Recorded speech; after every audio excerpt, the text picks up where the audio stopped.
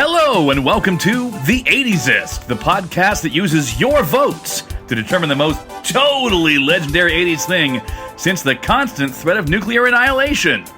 In Seattle, Washington, I'm the creator of The 80sist, Joe Walk. Joining me from Cleveland, Ohio, it's my longtime friend, he's my co-host, and he often drops bombs in the bathroom. Ladies and gentlemen, it's Keith Marsteller. Hey, Keith. Hey, Joe.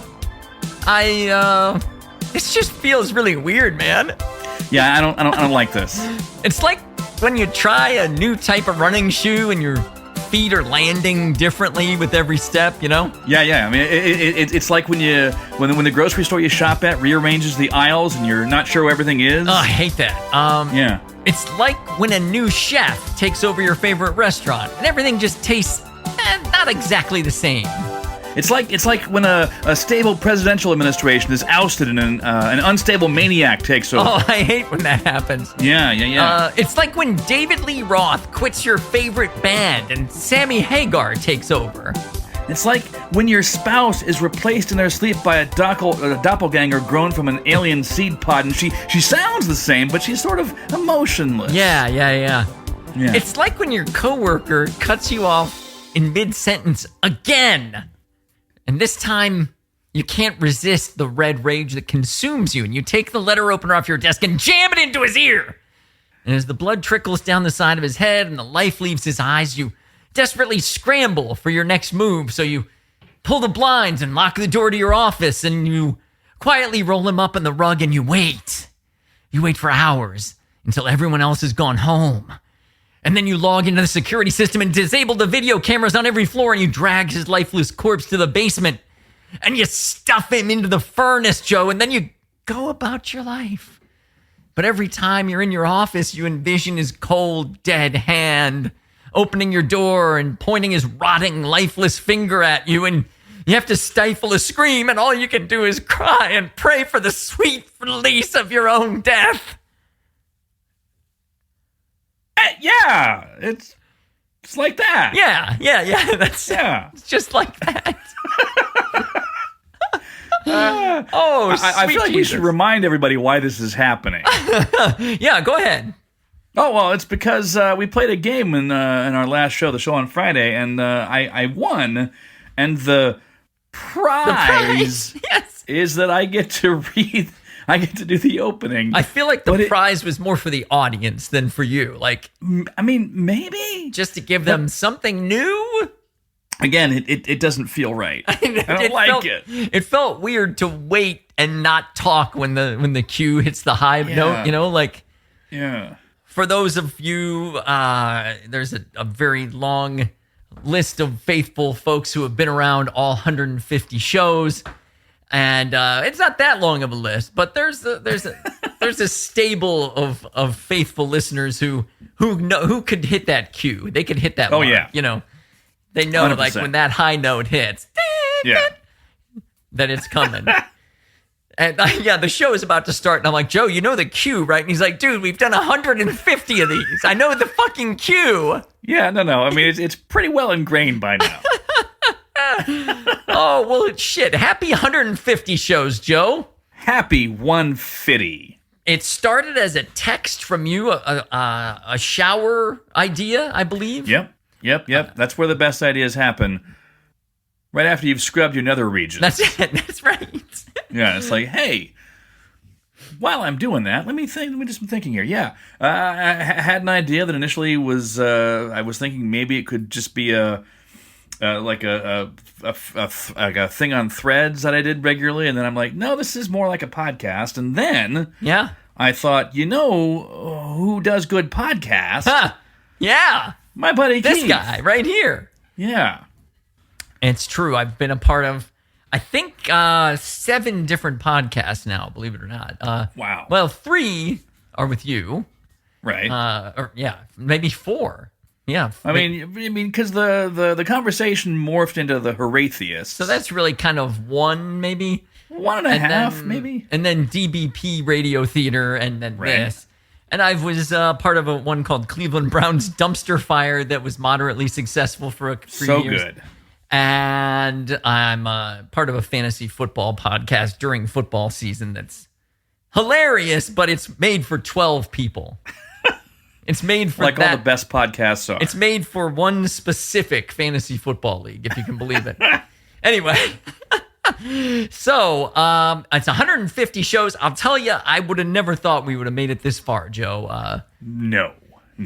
And I'm happy because it's still a lot of fun, and I love interacting with folks, and that, you know, they're giving us as much fun as hopefully we're giving them. When hopefully folks like Denny tell us a story about his dancing leading to him getting, you know, to be with a woman based on, you know, anyway, just stories like we would have never gotten to these stories any other way, and I'm loving it. That's right.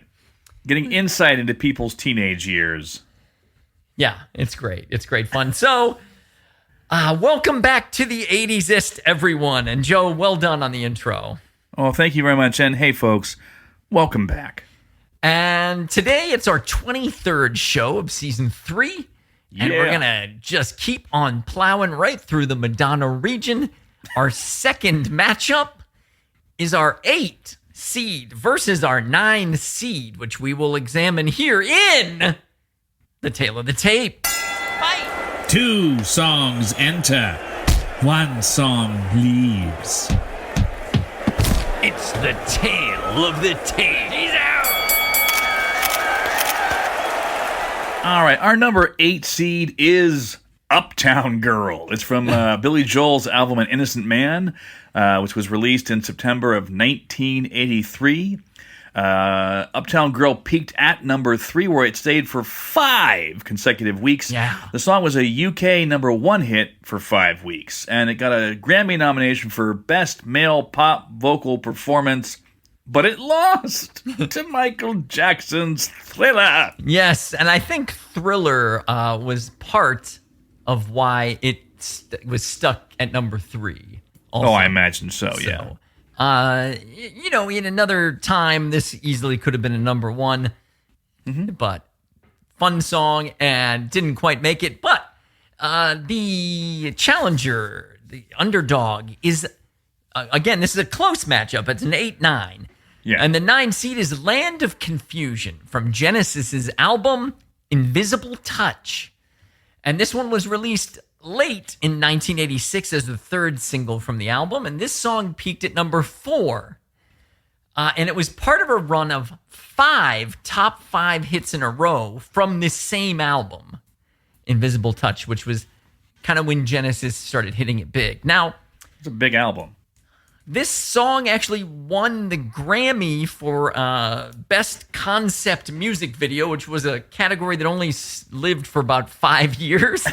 But they are one of the winners of that award.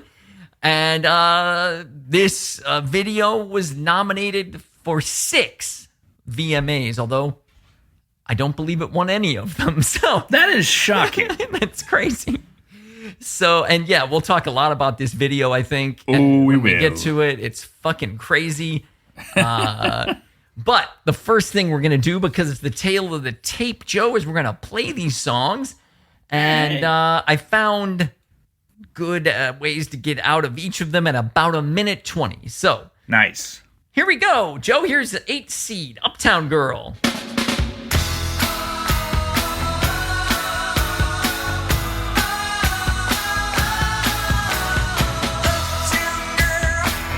She's been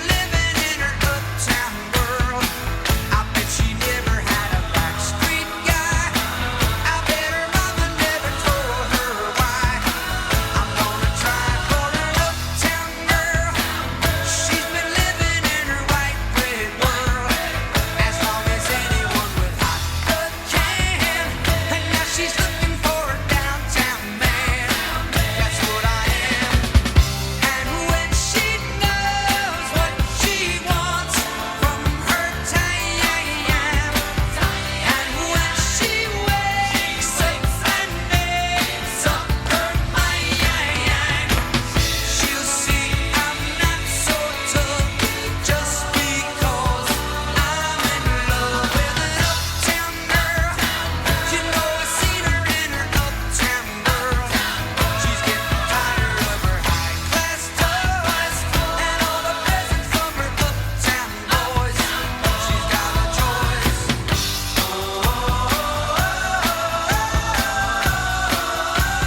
And somewhere in here is where I'm going to I'll fade this out, I guess, because it's about to start another deal there.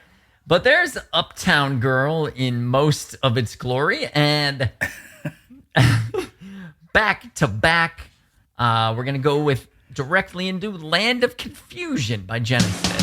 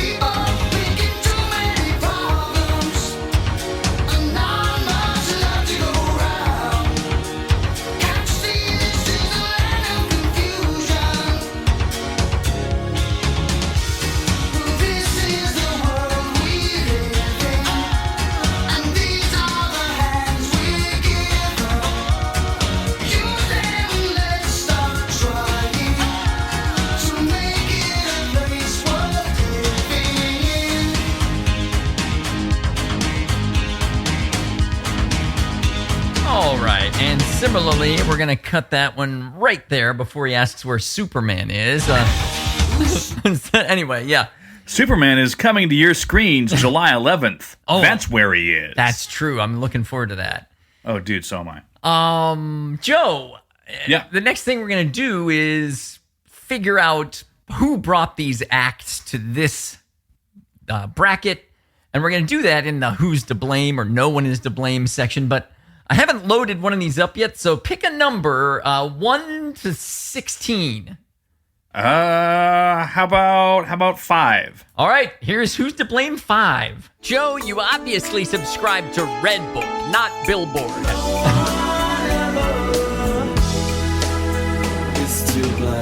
Keith, are you happy? My ears are bleeding now. Thanks.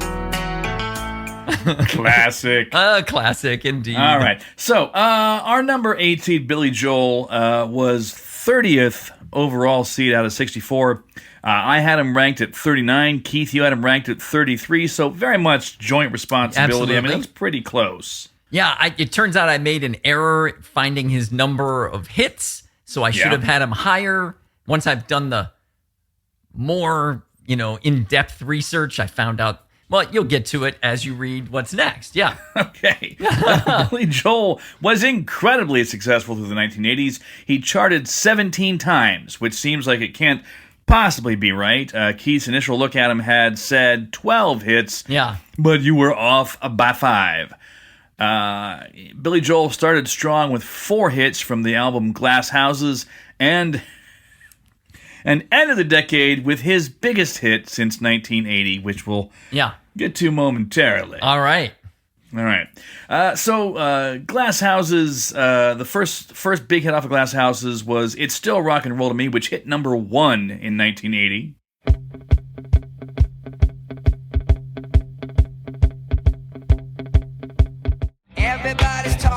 Billy Joel wasn't done because he hit number 7 off the same album with You May Be Right. You may be right, I may be crazy. After that, not quite as big a hit, but also solid, was number 19 hitting Don't Ask Me Why. Don't wait for answers, just take your chances. Don't ask me why. The fourth single off the album was the weakest. It was Sometimes a Fantasy, which hit number 36. Just a fantasy, it's not the real thing. It's just a fantasy, it's not the real thing. The next album Billy Joel had was called The Nylon Curtain, and that had 2 hits. Number 17 ranking Allentown. Oh.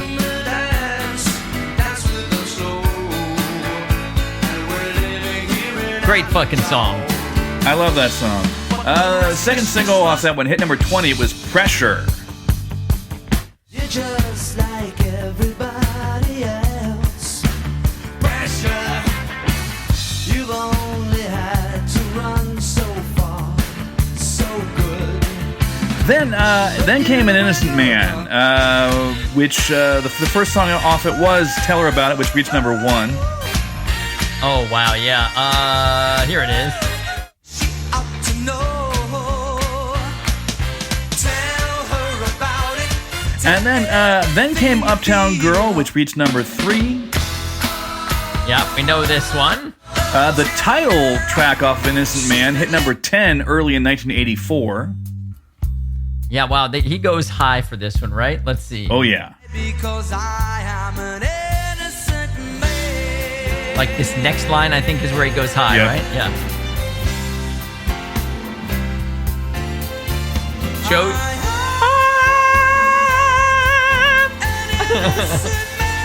Ooh, all right, way to go, Billy. Number 14 reaching the longest time came next off that same album. Longest. The fifth single off of An Innocent Man was Leave a Tender Moment Alone, which hit number 27. How do you feel about this one? I mean, I'll talk all about this album in a little bit. Oh, okay. I don't hate this one. And then the final single off of this was called Keeping the Faith, and it reached number 18. Oh, yeah, I like this one. Here we go. Keeping the faith. Yeah. Keeping the faith.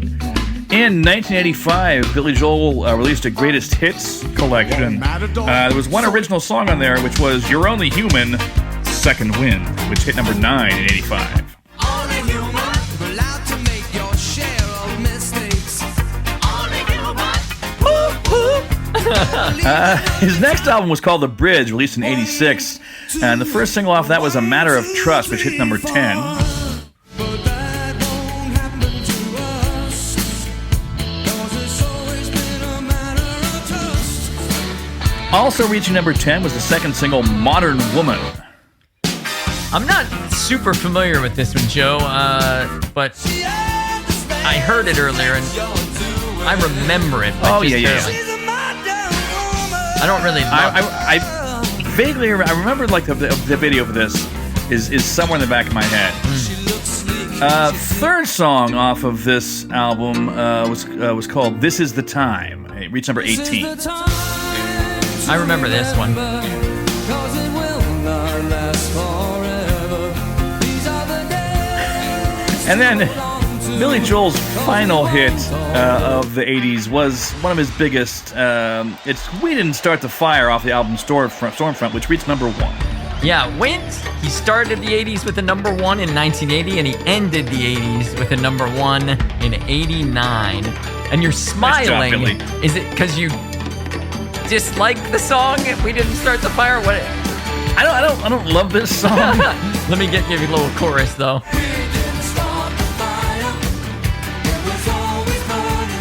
This one's got lyrics like "End of the world as we know it" type shit. Yeah. Famously, just a list of shit. Although it's not as completely random as "End of the World." He's trying to do like True. a history lesson, maybe. But anyway, there you go. That's. Well, I guess I'll leave it play while you tell me more about Billy Joel. Okay. Billy Joel had a mammoth career, including 23 Grammy nominations, getting 6 wins.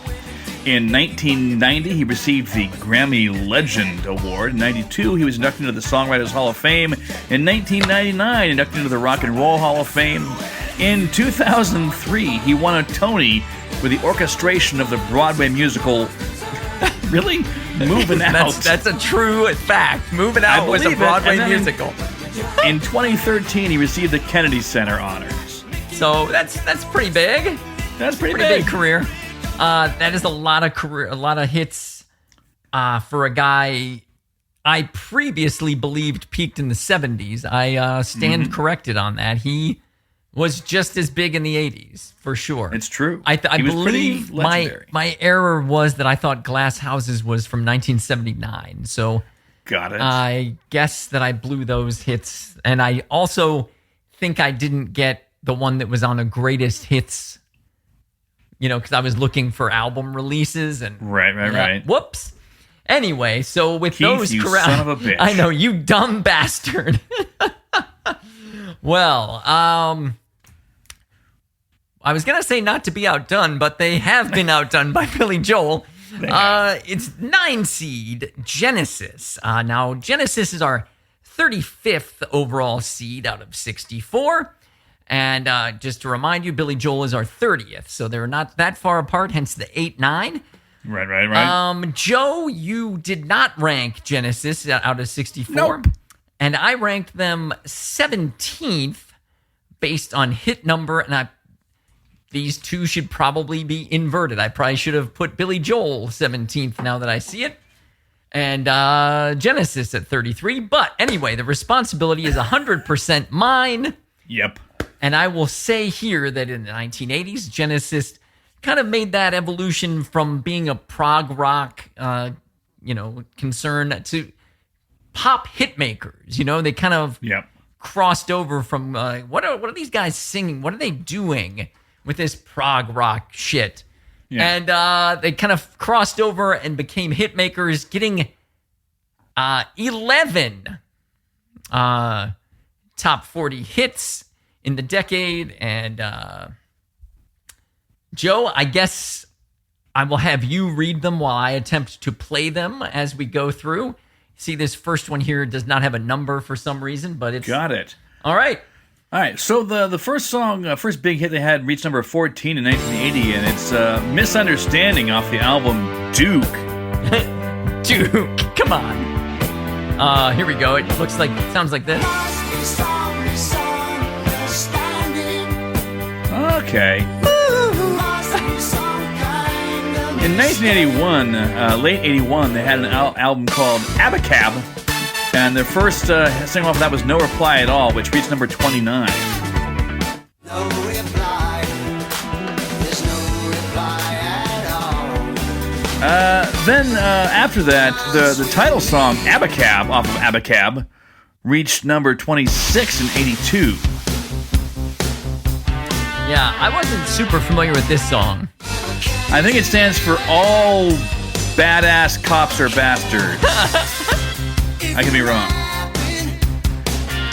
Also in 82, they had an album called 3 Sides Live, which birthed the single Paper Late, which reached number 32. And, oh, this one. Yeah, I didn't know it till I heard it either. And I don't know it well, but... I didn't know what the fuck they were singing there. But then Abacab was not done because they also had a number 40 hit with Man on the Corner. Now, this one I knew once I heard... See the lonely man there on the corner. Oh, yeah, okay. Anyway, yeah. Right. Now we get into then, ones that we Gen Xers are going to be way more familiar with all the rest of the ones you say. Yeah, 100%. Yeah. In 84, off the album Genesis, they reached number 6 with That's All. Right? I mean... It's always the same, it's just a shame, that's all. Yeah. But then, in 86, they released the album Invisible Touch, which birthed these 5 hits we talked about before, including the title track, which reached number 1.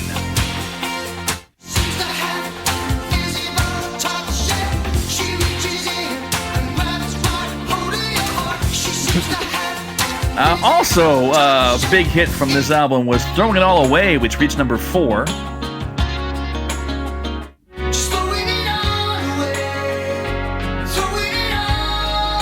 So with her invisible touch, she grabs your heart and then she throws it all away. Throw it away completely. Got it. Also reaching number 4 was the song we're talking about today, Land of Confusion. Right. And then this song was so big that its hits stretched into 87, including Tonight, Tonight, Tonight, which reached number 3. Oh, yeah.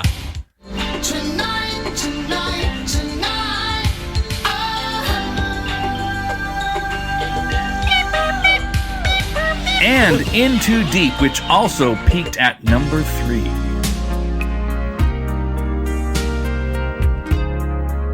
Oh yeah, I guess All that time I was searching, nowhere to run to. oh, here it is. Here we go. But I'm in too deep. There it is. Couldn't find Nice. the In Too Deep there. All right, now I'll fade this under so you can. I'll chat about the rest of Genesis here. Genesis has sold 125 million albums worldwide. They've been nominated for 4 Grammys and only won 1 of them, but that's more than I have. Search has turned up that they have been nominated for somewhere between 10 and 16 AMAs. No one's sure, but they are sure that they've won 3 of them. So outrageous.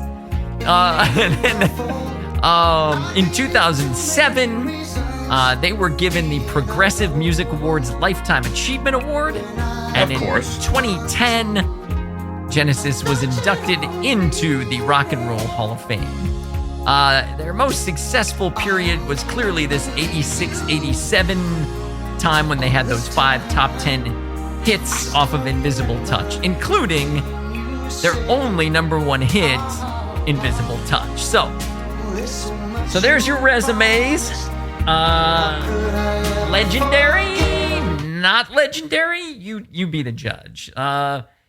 It's hard to say. Literally, you will be judging this. So, Joe, I guess it's time to find out if we like these songs, and then maybe we can make a judgment on them. So, Okay. That's the way it has to be, 'cause that's the way I like it. Keith, I love this song. oh, that's awesome, man. That's the way it has All right, Joe, what we're going to talk about first is 8 seed Uptown Girl. Joe, how do you feel about that song? I mean, I have not listened to this album or this song in a very long time, but I still have a large reservoir of fondness for it. I like this song. How about you? Is this the album you had 5 copies of or something? Oh, yeah. Yeah. Talk all about that. Okay, Just cool. a I don't listen to it a ton anymore, but I would say that Uptown Girl is fun. It's a fun song. It's a fun song. Yeah. Yeah. What about Land of Confusion? It's all right. I was listening to it and kind of enjoying it. What about you? I mean, it's okay. I probably wouldn't hit skip if this came on, but I also would not search it out by any stretch of the imagination. It's not my favorite Genesis here, but yeah, I listen to it. I don't skip it. Like I would skip Paper Late, Abacab, but everything from I would listen to No Reply at All, and the last 6. I would listen to Misunderstanding even too, but there's like that run of 3 in the middle there that I was like, those just completely missed me for whatever reason. Paper Late, Paper Late. So, I guess it is now time for us to discuss these songs in depth. So let's get right to it, Joe. All right, fight on it. So, neither of these songs has got either of us all lathered up, like super excited. But we definitely generally seem to like them all right enough. Yeah. So neither of us is all fired up to get one of these through to the next round. So it's going to be a real examination. I don't know who I'm voting for yet. So I definitely did not have my mind made up when we came into this. So yeah, same. So yeah, let's chat. Starting with Uptown Girl, Joe. Okay. Let's get you started. You have a lot of experiential stuff going on. So a couple things. Yeah. Before we talk about the writing of this song, a couple things. First off, I just want to point out that Billy Joel's album Glass Houses was among the albums that my sister and I got from Columbia House in that massive haul of vinyl. Awesome. Okay. Second, along with Lionel Richie's, Lionel Richie album. Can't Slow Down? Can't Slow Down, yeah. Along with that one, this is one that I had several copies of. Oh. But this one I really listened to. I mean, I listened to this album a lot. an innocent man, to the point where like I could probably sing at least a couple of these songs through From memory. Even though I haven't listened to them in a very long time. Do you want me to try quizzing you? Like, I'll give you a lyric, you tell me the next lyric? Oh, hell no. Oh, okay. I will fail. I mean, you can we can try it, but I guarantee I will fail. Well, let's try. Let me first do this. I'll start playing Tell Her About It. Okay. Then I'll stop it, but that'll allow me to pull the lyrics up. So, Okay. I don't want to see you let a good thing slip away. You know, I don't like watching. Anybody make the same mistakes I made? Nailed it! Okay. Nice job, Joe. All right. That's pretty good. If I went, I probably would have missed that. What if I went to The Longest Time? All right. Okay. If you said goodbye to me tonight, There would still be music left to write. What else could I do? I'm so inspired by you that hasn't happened for the longest time. yeah, you have listened to this a lot. Okay, Yeah, fair I you've Point made. And let me give you, you've earned it. There you go. Thanks for the ding. It's I a appreciate win. that. It's a win. Yeah. Let's talk specifically about this song. Okay, Uptown Girl, sure. Yeah, and there's something in talking about this song. I want to just marvel at something for a minute here. So, according to an interview with Howard Stern, Billy Joel had originally titled the song "Uptown Girls," and it was conceived on an occasion when he was surrounded by Christie Brinkley, Whitney Houston, and his then girlfriend Elle Macpherson. That's awesome. So let's be Three let's just- insanely beautiful women. wait, but this means Billy Joel dated Elle Macpherson and married Christie Brinkley. Yeah. Just what the fuck? And we've seen him. Yeah. Yeah. Dude is not good looking. I mean, in his younger days, he was better looking, I guess, than... I guess. I mean, these days he looks like a thumb. Yeah. But even at his best, I mean, Billy Joel, who I think is a really talented songwriter and musician, and I really do have a great fondness for him. Yeah. But come on. Anyway, leaving that aside. That is so fun, though. He was writing it about all three of them. Yeah. And it's interesting that Whitney Houston was involved in that at all. Yeah, I mean, I'm hoping that he didn't sleep with her too. We'll never know, probably. We will never know. Yeah. In talking about this whole album, right? Yeah. Billy Joel said that at the time he was recording this, he was newly divorced from his first wife, and he was single for the first time since achieving rock star status. He said, I kind of felt like a teenager all over again. Oh, nice. And he Okay. started writing songs in the same style as pop songs that he remembered from his teenage years in the late 50s and early 60s. And he specifically cited the Four Seasons and Motown music and such. So that's why this whole song is this kind of throwback doo-wop sort of album. Yeah, absolutely. All these songs that we played in there Yeah. do not sound like rock songs. They don't sound No. like 80s pop songs. No, not at all. I mean, especially The Longest Time. I mean, that's doo-wop yeah. to the max. Yeah, I mean, come on, that's ridiculous. That's it was still a big hit though in America. The thing is, it was a big hit to the point where the bassist for the Four Seasons, a guy named Joe Long, praised the record and considered it validation for him, as he had been forced out of the Four Seasons during the 70s when they moved away from their classic song.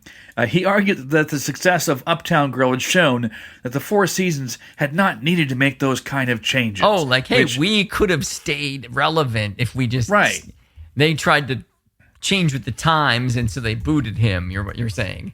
Yes. And he's like, they didn't need to boot me. Look, this stuff is still popular. Right. That was his thesis, I guess. Yeah, which, my dude, no. I think it succeeded because it was Billy Joel, and anything that guy was doing at the time was people were going to stop and listen to, 100%. Yeah, wow. 100%. Joe, did you watch the video for this thing? I did watch the video for this. And the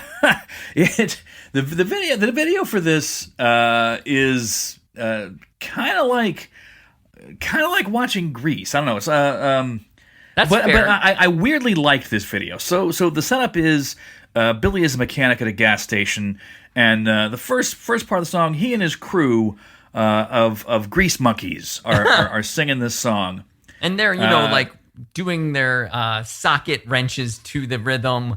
Right. Everyone's using their tools to the rhythm of the song, but his backup folks are singing their backup parts while they work on cars. That's right. And they're like singing to their wrenches and shit. Oh, yeah, exactly. Yeah. Then Christie Brinkley pulls up, being driven in her limo, Rolls and gets Royce out, limo, nonetheless. And then he's focused on her. And none of this is the least bit 80s, except there's two kids doing some popping and locking. Yeah, where did they to come from? Uptown Girl. Where the fuck? They show up and they do the lamest popping and locking. Like it's it is like muted. Like they're only allowed to pop like 2 degrees or something. Like they can't quite. And yeah, 2 kids out of nowhere. Yeah. They show up and they're trying, and these other guys are doing line dances with like Broadway kind of. Yeah, no, it's very, very musical theater. That's exactly right. It's musical. I'm gonna guess these 2 kids were also musical theater kids who were like, "Listen, I trained at Juilliard. You want me to pop and lock? You say?" There is like little inside baseball stuff going on there. Like there's a billboard that has Christie Brinkley for Uptown Cosmetics or something. Right. And then I think there's also a picture of her hanging up in the service shop. That's right, like in his locker. Yeah. Before, like early in the video, it's when it starts. In his locker. But then it winds up into a big dance routine. Yeah. And apparently in 1985, Billy Joel said, "Uptown Girl I wasn't too crazy about because he wanted me to dance." I sort of said, "Okay, I'll give it a try." We shot it on the 2 hottest days of the year, he said. Man. So the sweat on those uniforms was real, folks. There is a bit where one of his backup mechanics, they're dancing or whatever, and Billy Joel is kind of like spinning and putting his foot up on like a stack of tires or something. And one of his backup guys underhand tosses a spinning wrench to him, and Joel catches it and then uses it as a microphone, And I wondered, like, how many takes did it take to nail that? Because it looks slick. Also, probably not a real wrench. Maybe made of rubber. Oh, well, that's true too. Yeah. I mean, because I don't know if you're tossing a real wrench at Billy Joel, you're just asking for a chipped tooth. If you can dodge a wrench, you can dodge a ball. I've heard. Exactly. Probably very similar. It might even be the same stunt wrenches for that left over from this video that were used in dodgeball. Oh Lord. Oh shit. So yeah, Christie Brinkley. Celebrity of the 80s, but they're, and like you said, they're the very mild pop and lockers. They left their troupe, Poppy Lockstocking, to come and make this, and they regretted it, and they are not very good at. Now, maybe they would go on to be good. They might be the best breakdancers in the world, but try and do that to this song. Yeah, it is. This is an incredibly white. I'm gonna try it. You're about as successful as they are, folks. Yeah. He just stood up and tried to do this, and man, let me tell you, it's hard. It's not easy. So no. So that was the thing, Joe. It's like you said, all the stuff you said. He's trying to do a throwback sound. Yeah. And so it does not sound 80s at all. It does not. And he's doing a musical theater look, and it doesn't look like it's necessarily set in the 80s. I'm sure it is because of these pop and lock kids. Yeah, yeah. But there's not a whole lot else. Maybe the Christie Brinkley ad or the is she playing herself? If so, then I guess that sets it in the 80s. Can I put something out there? Go ahead. One thing that is very, very 80s about this is a boomer having a midlife crisis. Because this is when it was happening. Midlife crises Sure, they were huge for boomers in the 80s. They were hitting 40 to 50 by the time the 80s rolled around, yeah. Yeah. So that in and of itself, that's pretty 80s. There you go. That's actually a pretty good observation, Joe. Well, thanks. But yeah, so if you're going to go with this, it's almost because experientially this was all over the place. This song was a big hit. I'm worried maybe we didn't give them our listeners enough good choices to vote for Billy Joel, but I feel like there were more 80s options available. I mean, We Didn't Start the Fire is pretty 80s. Yeah, that was on the menu, right? It was on the menu, and it wasn't chosen. It didn't win. And so that's what I'm worried about is song choice because Yeah. Well, do you have anything else about Uptown Girl? Not really. Because if not, then we're going to talk about Land of Confusion, which is pretty 80s sounding shit. Very 80s, yes. And very, very. Thematically, it's about the 80s also. So it uses its sound production is more 80s than Uptown Girl, and its subject matter is more 80s than Uptown Girl. Yeah. But still, Uptown Girl was so big and so ubiquitous for a while back then. But let's talk about Land of Confusion. Here's a fun toy I've got for you. Let's hear it. So, Land of Confusion picked the exact wrong time to come out. The video, because it was nominated for 6 MTV Video Music Awards. Wow. And Joe, it lost all of them to Peter Gabriel's Sledgehammer, which we'll be talking about.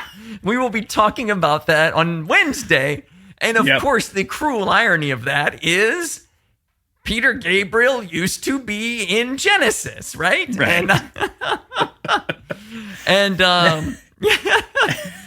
it's hilarious. Having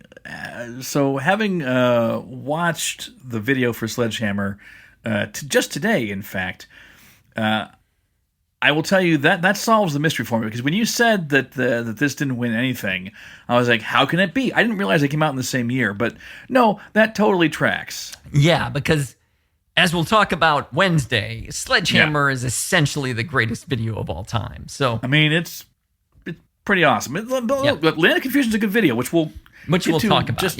So that was my big toy. It's hilarious that they lost to their own former bandmate, and I'm gonna save what Phil Collins said about that for the Sledgehammer episode. So I love that. All right, so we'll save that quote for Wednesday. But anyway, What do you have on Land of Confusion, Joe? All right. Well, before I get into the writing of the genesis, if you will, of this song, You got me. Yeah. Anyway, here's why I didn't rank these guys, because you said at the top these are that they were unranked by me. Yes. And that's because going into this, I did not do let's do the solo artist and the band. Right. I was going with Phil Collins as the solo artist, I think, is where I was coming from. Okay. So I did not rank them because of that, although I do think they are a very 80s band, and they were, again, pretty huge. Okay, so this album, Invisible Touch, right? Yes. Came out, these guys got together in 85 after taking a year off to do solo stuff. Right, Mike and the Mechanics, which we know about. Phil Collins, No Jacket Required, which we know about. Yeah. Yep, 100%.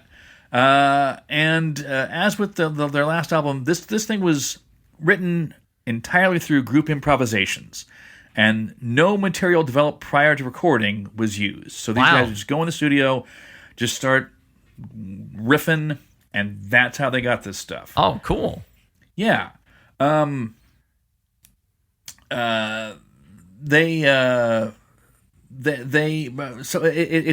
a process that Phil Collins kind of compared to kind of being close to jazz, which, I mean, Right. okay, Phil. It's close in the improvisational way, but not in the sound. Right. Not in the sound of it, I guess, right? Right. And basically, so typical sessions saw the trio work from 11 a.m. to as late as 2 a.m. the following morning. Collins would set up a drum pattern on the drum machine so Banks and Rutherford could jam ideas. Collins would then sing vocal lines. He recalled his impetuous attitude during the writing sessions and suggested bits of songs be pieced together as early as possible, but Banks and Rutherford were reluctant to do so. So it sounds like a very kind of loosey-goosey process. Yeah. here. Especially to come up with this many hits that way. Right?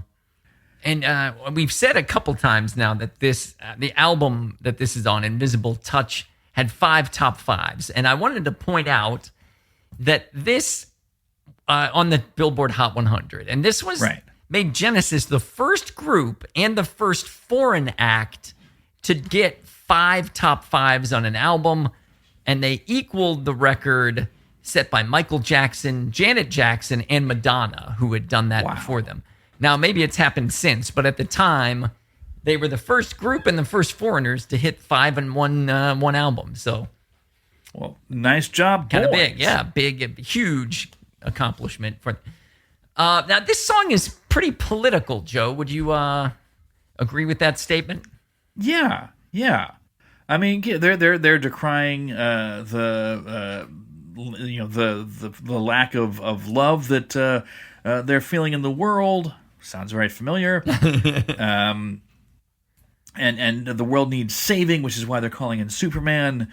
And just and this was at a point in the 80s which would have been in Reagan's second term. Yes, with Margaret Thatcher in charge in Great Britain.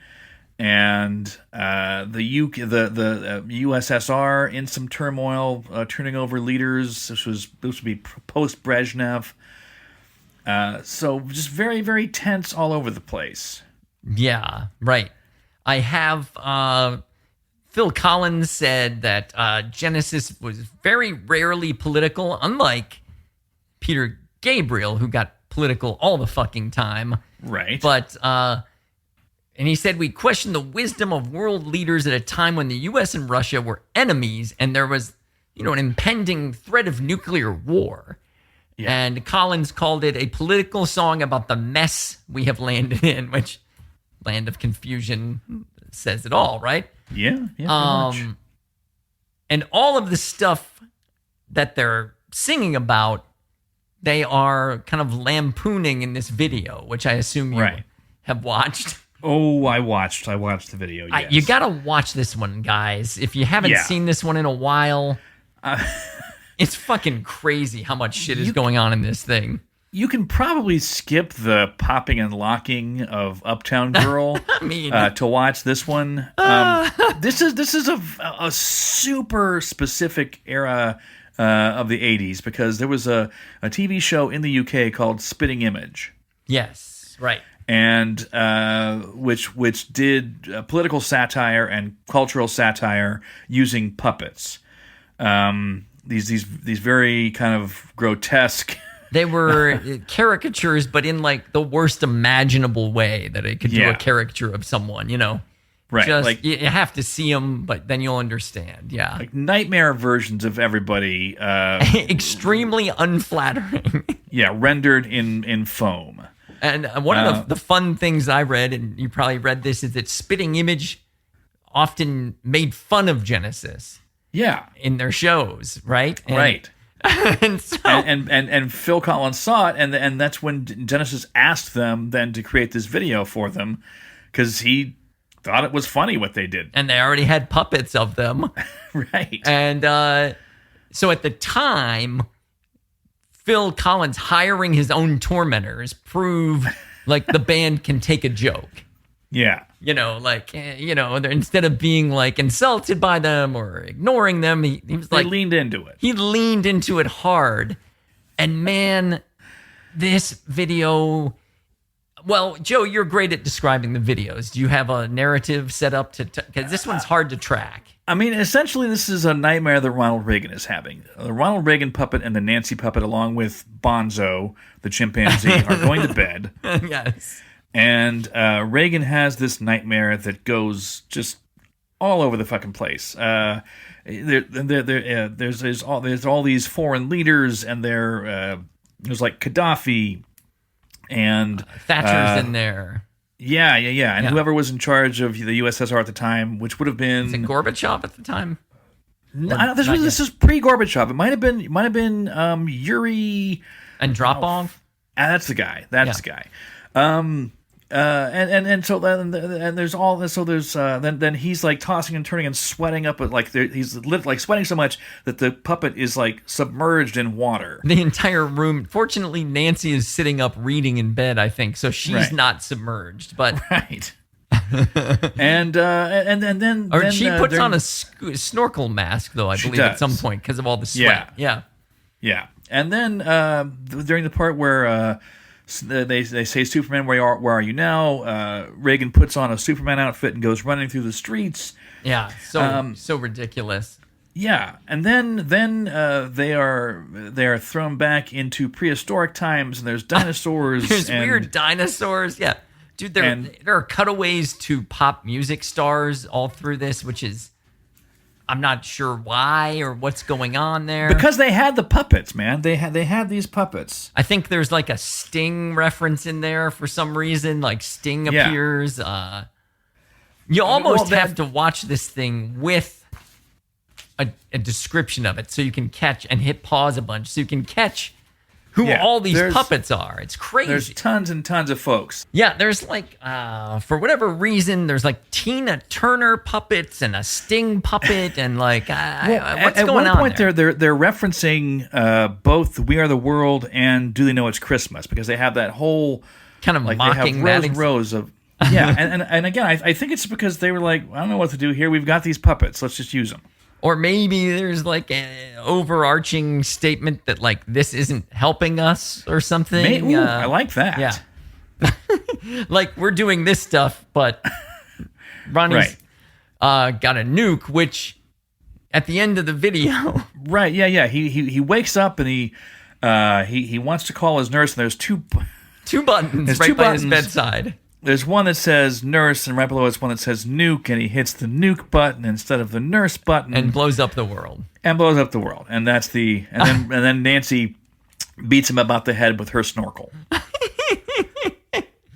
But this, I think I had a needle drop in here, but I don't know. Let's see. Well, here is the "Oh Superman" part. Like,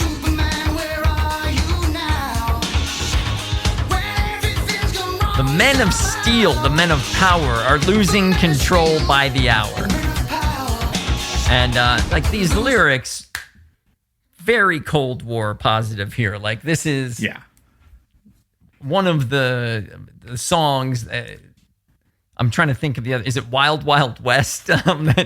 This by Escape Club that was talking about a lot about the Cold War tension. Right, this is another one of those. Like this is in that upper echelon of Cold War, like truly recognizing it and like overtly saying, like, I mean, it's maybe not as overt as Sting's "Do the Russians Love Their Children Too?" but it's up there. It is up there. Anyway, I would say everyone should go check out this full video, and you should. And we'll check it out. Joe, what else do you have on Land of Confusion, if anything? That's all I've got, man. I am pretty much done. All right. Well, I'm also out of stuff. I mean, the production, listen to it. Mm-hmm. We're talking about classic Phil Collins production here, even though it's Genesis, Mike Rutherford. Like it's a nice mishmash of Mike and the Mechanics and Phil Collins to make this kind of sound.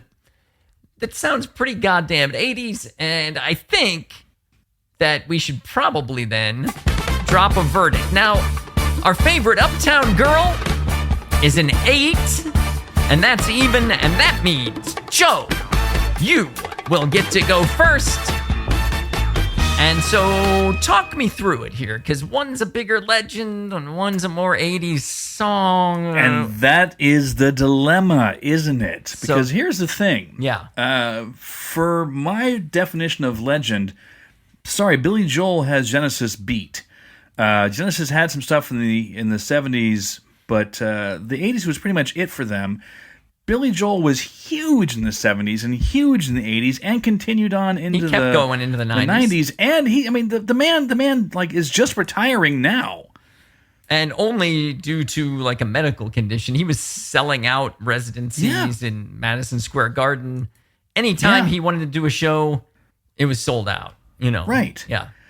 And I mean, so, normally this would be a walk in the park, but this particular song, right, as we've discussed, is a doo-wop from the 50s and early 60s, so the sound is not the least bit 80s. That's the same predicament I'm considering here. Yeah. Yeah. I guess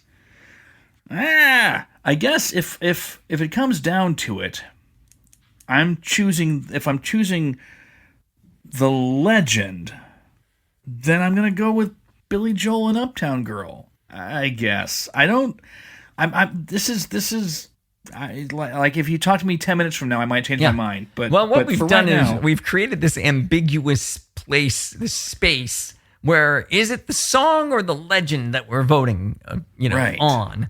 And if you're going to vote for the legend, Joe, I'm going to even it out by voting for the song, and I'm going to go with Land of Confusion. That'll even us out, and then we can let the audience decide what the fuck is going to happen with this. But I like that. I will 100% recognize Billy Joel as a way bigger legend.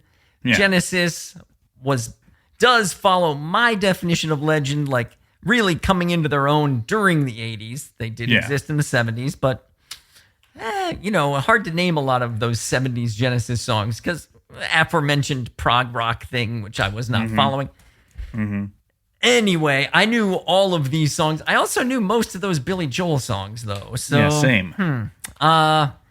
Anyway, I think production, the video, the sound, and the presence of both Phil Collins and Mike Rutherford of Mike and the Mechanics makes it very 80s. I'm going to go with Land of Confusion. Final answer. Completely respect that. Yeah, so, whew. So we did it. What are you guys going to do? Yeah, that's the question. And maybe you won't have this dilemma. Maybe you have your mind made up already. But regardless, let us know what you're thinking. Go and vote. Talk it out. You can do that on our Substack, which is the 80sest.substack.com. You can also find us on Blue Sky by searching for the 80s Est podcast. That's right. Find us on all the great podcast providers by searching for the 80s, 80s-EST, the 80s Est. And that includes Apple Podcasts, Google Podcasts, and of course the ubiquitous Spotify. We've got, of course, the region playlists up there. Go search for them and follow them. Then you can listen and consider what you're going to do about these matchups. And you can skip them if you don't want to listen to them. That is true. We got that going for us. Then there's some in this region that you may want to skip. So thank you, listeners, for getting us through 150 episodes and 35,000 downloads. So we are extremely appreciative to all of you listening, and especially our long time. To be clear, we would not be doing this if it was just you and me listening. Yeah, right. I mean, Marcia loves listening, even if we have, from when we had 4 listeners up to now, she would listen if she was the only listener, she wouldn't care. Well, I mean, it might be worth it just to have Marcia be happy. To keep Marcia involved, yeah. But anyway, Joe, that's going to be all the time we have for today. But please join us next time on the 80s Est when we will continue down the Madonna bracket with 5 seed Summer of '69 by Bryan Adams. All right, you're welcome. I'll give it to you. 69, dudes! Against 12 seed Sledgehammer by Peter Gabriel. We mentioned that was coming. Is Canadian Bryan Adams too polite to do anything about Peter Gabriel? Well, find out next time on the 80s-ist. Until then, on behalf of Joe Walk, this is Keith Marsteller saying, keep your sorry. feet on the ground Actually, and keep... sorry. But before we go, Yeah. This is our 150th episode, and I was thinking, did you know there is actually one TV show from the 80s that had exactly 150 episodes? Oh, wow. That is extremely coincidental that you would remember that piece of trivia right now during our outro. Right? What show is it? Golden Girls? Oh, Keith, you dumb piece of shit. No, of course. It's the absolute classic sitcom show starring Susan Clark, Alex Karras, and Emmanuel Lewis. I'm talking, of course, about Webster. Oh, shit. Keith, we have just hit Webster territory. Webster ran from 1983 through 1989 and was contained completely within the decade. Holy shit. Now that is rarefied air. I feel unworthy. I mean, we have nowhere near the star power of that show, Joe. I mean, No. Susan Clark alone had more talent than both of us combined. I mean, hey, did you know Emmanuel Lewis was 12 years old when the show started, but he was playing a 5-year-old? And then the show ended and the character Webster was 11, but Emmanuel was fucking 18? I mean, that is wild shit. All I know about the show was that when I was a kid, my sister would scream, "Why can't you be more like Webster?" Then she'd kick me in the nuts and burn me with her curling iron. That's pretty brutal, man. Yeah, she was a really big fan of the show. And not of me. Well, right. I mean, I feel like the package blast gave that away. No, that's true.